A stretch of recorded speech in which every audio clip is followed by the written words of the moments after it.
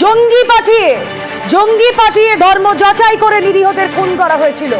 পাকিস্তানকে তার শিক্ষা দিয়েছে ভারত। সিঁদুরের বদলা অপারেশন সিঁদুর। প্রতিবেশীর মাটিতে ঢুকে জঙ্গিদের আঁতুড়ঘর ধ্বংস।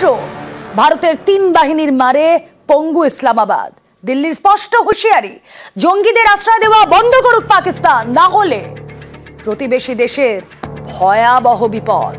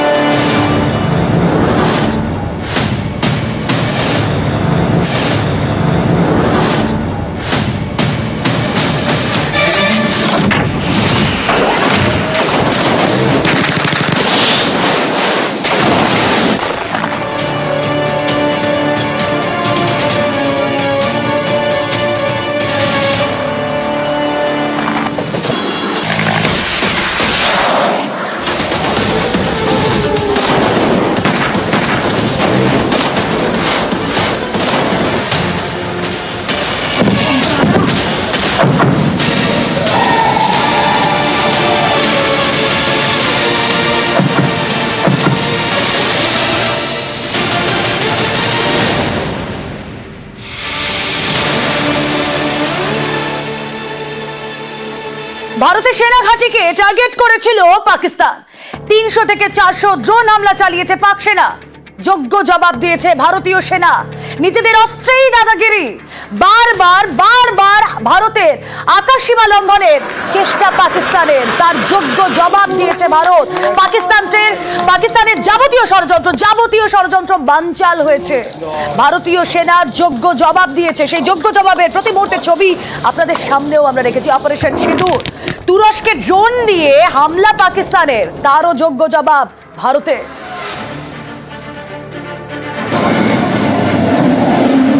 Mounted on Ashok Leland chassis.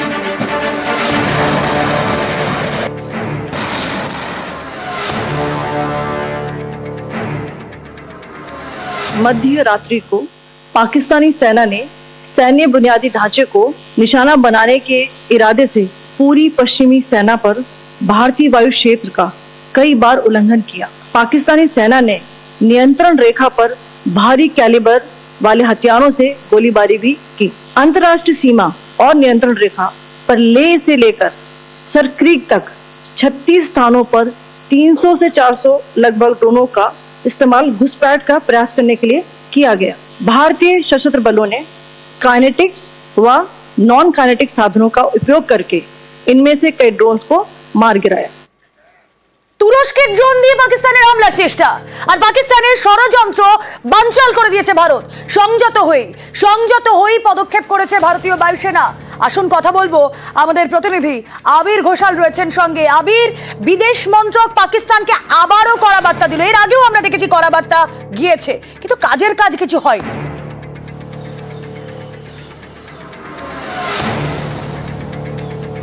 দেখো, আজকের যে ভারতের তরফ থেকে যে বিবৃতি হলো তাতে দুটো বিষয় অত্যন্ত গুরুত্বপূর্ণ। প্রথমত, গত দুদিন ধরে আলোচনাটা ছিল যে পাকিস্তানকে সাহায্য করছে আসলে কে। তার মধ্যে তুরস্ক যে অন্যতম, সেটা আজকে কার্যত প্রমাণ হয়ে গিয়েছে। কর্নেল সোফিয়া কুরেশি তিনি উল্লেখও করে দিয়েছেন যে ফরেন্সিক টেস্টের যে রিপোর্ট এসছে তার প্রাথমিক অনুযায়ী যে ড্রোনগুলি ব্যবহার করছিল পাকিস্তান সেটা হচ্ছে তুরস্কের। তোমাকে জানিয়ে রাখি যে চলতি বছরের 28শে এপ্রিল করাচির একটি বায়ুসেনা ঘাঁটিতে একটি তুরস্কের বিমান C-130 যে হারকিউলিস বিমান নামে, এবং অভিযোগ উঠেছিল যে সেই বিমানের মধ্যে প্রচুর পরিমাণে অস্ত্র এবং গোলা বারুদ রয়েছে। পরবর্তী সময়ে আগে থেকে ইসলামাবাদের তরফ থেকে একটি বিবৃতি জারি করা হয় এবং সেই বিবৃতি জারি করে ইসলামাবাদ জানিয়ে দিয়েছিল যে ওই বিমানে কোনো অস্ত্রশস্ত্র আসেনি, এটা একেবারেই রিফুয়েল করার জন্য সেখানে বিমান নেমেছিল। পরবর্তী সময় দেখতে পাওয়া যায় যে গত 4 মে টিসিজি বুয়োকাদা নামে একটি জাহাজ করাচি বন্দরে গিয়ে উপস্থিত হয়। অভিযোগ ছিল সেই জাহাজের মধ্যে বেশ কিছু কন্টেনারের মধ্যে অস্ত্রশস্ত্র রয়েছে এবং সেই জাহাজকে কার্যত উষ্ণ অভ্যর্থনা করতে পাকিস্তান সেনাবাহিনীর একাধিক কর্তা ওই বন্দরের মধ্যে উপস্থিত ছিলেন। সেই সময়ও ইসলামাবাদের তরফ থেকে এবং তারপরে একই সুরে তুরস্কের তরফ থেকে বিবৃতি জারি করে বলা হয়েছিল যে না, এটা একেবারেই দুই দেশের যারা নৌবাহিনীর যারা রয়েছেন তাদের মধ্যে যে কমন এক্সারসাইজ হয় সেটা করার জন্যই তারা এসে পৌঁছেছেন।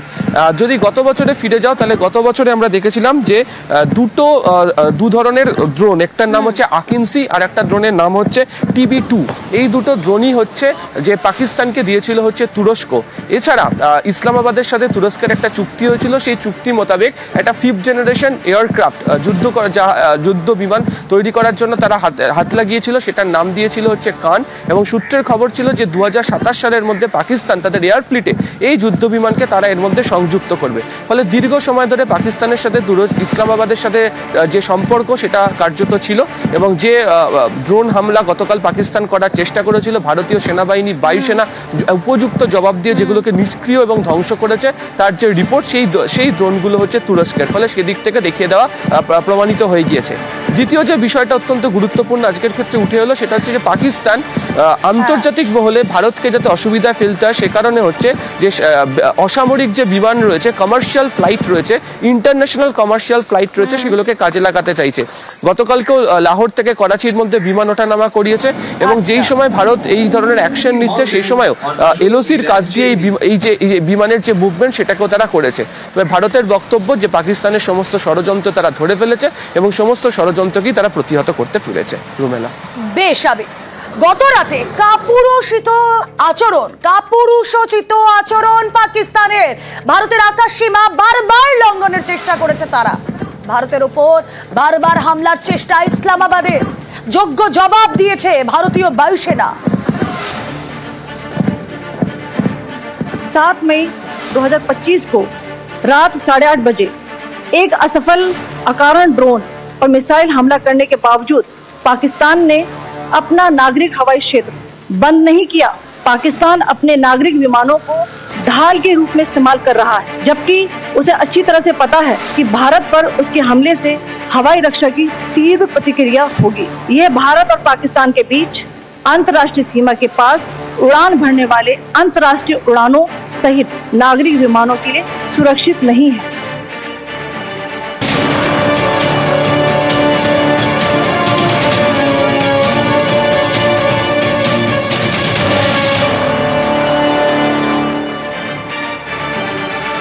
পাকিস্তানের ষড়যন্ত্র ছিন্ন ভিন্ন ভারতের। গতকাল 300 থেকে 400 ড্রোনে হামলা পাকিস্তানের সেই ড্রোন হামলা ভেস্তে দিয়েছে ভারত। গতকাল রাত 8টা থেকে 11:30টার মধ্যে হামলার চেষ্টা। কোথায় হামলার চেষ্টা? জম্মু কাশ্মীর, পাঞ্জাব, রাজস্থান, গুজরাট সহ 36 শহরে হামলার চেষ্টা। পাকিস্তানের ড্রোন হামলার চেষ্টা ঘুরিয়ে দিয়েছে ভারত।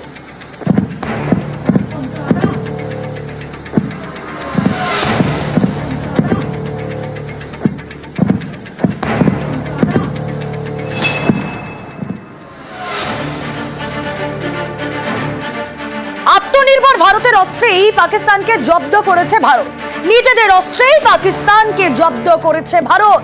তারপরও ইসলামাবাদের শিক্ষা হয় কই? তাই দিল্লি এবার কড়া বার্তা দিয়েছে। কি বার্তা? মাসুদ আজহার, হাফিজ সঈদ তাদেরকে ফেরত দিক পাকিস্তান, তাহলে থামবে হামলা। পাকিস্তানকে হুঁশিয়ারি ভারতের। বর্তমানে পাক সেনার নিরাপত্তায় রয়েছে এই দুই মোস্ট ওয়ান্টেড জঙ্গি। পাকিস্তান জঙ্গিদের আতুরঘর। পাকিস্তান যেখানে ব্রেন ওয়াশড হয় প্রতি মুহূর্তে জঙ্গি প্রশিক্ষণের জন্য। আর বারবার এ ভারতে যতগুলো হামলা ঘটেছে সাম্প্রতিক অতীতে 1990 এর পর থেকে, কখনো মাসুদ আজহারের নাম উঠে এসেছে, কখনো নাম উঠে এসেছে হাফিজ সঈদের। তাদেরকে জামাই আদর করে রেখে দিয়েছে পাক প্রশাসন। এবার যদি তাদেরকে ফেরানো হয় তাহলে বন্ধ হবে। দেশে জঙ্গি কারখানা বন্ধ না হলে প্রতিবেশীকে রেয়াত করা হবে না, হুঁশিয়ারি দিয়েছে ভারত। আরো বিস্তারিত জানবো, আমাদের প্রতিনিধি আবির ঘোষাল রয়েছেন সঙ্গে। আবির,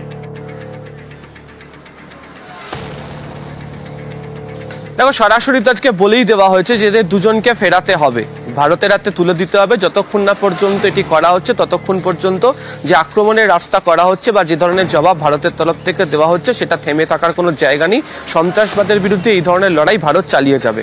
গতকালকে তুমি যদি দেখো যে বিদেশ সচিবের তরফ থেকে যে দুটো ছবি সাংবাদিক সম্মেলনে দেখানো হয়েছিল সেখানেই তিনি উল্লেখও করেছিলেন যে পাকিস্তানি সেনা বরাবরের জন্য অস্বীকার করে যে তাদের সাথে জৈশের কোনো যোগ নেই, কিন্তু জৈশের ঘাঁটি যখন ভারত গুড়িয়ে দিয়ে চলে এলো তার যখন তথ্য প্রমাণ সহ ভারত দেখাচ্ছে সেখানে যারা মৃত হয়েছেন তাদেরকে পাকিস্তানের সরকারি অ্যাম্বুলেন্সে করে নিয়ে যাওয়া হচ্ছে, তাদের মৃতদেহের প্রতি পাকিস্তানের পতাকা কফিনের মধ্যে দেওয়া হচ্ছে, সেখানে পাকিস্তানের সেনা দাঁড়িয়ে স্যালুট করছেন, তাদের শেষকৃত্যে সেখানে যোগ দিচ্ছেন। এর থেকে বড় প্রমাণ সেনাবাহিনীর সঙ্গে জৈশের যোগের আর কিছু হতে পারে না। এছাড়া এর সঙ্গে আজকে তারা যোগও করে দিয়েছেন যে এখনো পর্যন্ত ওয়াশিংটনে IMF এর বৈঠক চলছে এবং যে সহযোগী দেশগুলো রয়েছে তাদের কাছেও ভারতের তরফ থেকে এক ধরনের আবেদন থাকছে যে পাকিস্তানকে এই পরিকাঠামো উন্নয়নের জন্য যে ফান্ড, ইন্টারন্যাশনাল মনিটারি ফান্ড তারা যেটা পান সেটাকে সম্পূর্ণভাবে বন্ধ করে দিতে হবে এবং 2018 জুন থেকে 2022 অক্টোবর পর্যন্ত যেভাবে তাদেরকে গ্রে লিস্টে ধূসর তালিকাভুক্ত করা হয়েছিল ঠিক একই রকম করতে হবে। এটা যদি করতে পারা যায় তাহলে এই জঙ্গি সংগঠনগুলোর কাছে যে এই অর্থ পৌঁছানোটা পাকিস্তান সরকারের তরফ থেকে বন্ধ হতে পারে এবং তারই পরিপ্রেক্ষিতে চাপে পড়বে। ফলে একদিকে কূটনৈতিক কৌশল এই অর্থ বন্ধ করার বিষয়, আর অন্যদিকে আজকে একদম সোজাসুজি চড়া সরে হুঁশিয়ারি দিয়ে দেওয়া হলো যে এদের দুজনকে ভারতের হাতে তুলে দিতে হবে এবং যতক্ষণ না পর্যন্ত এদেরকে ভারতের হাতে তুলে দেওয়া হচ্ছে ততক্ষণ পর্যন্ত ভারত সন্ত্রাসবাদের বিরুদ্ধে পাকিস্তানের যা করছে তার বিরুদ্ধে এভাবেই তারা লড়াই চালিয়ে যাবে। বেশ।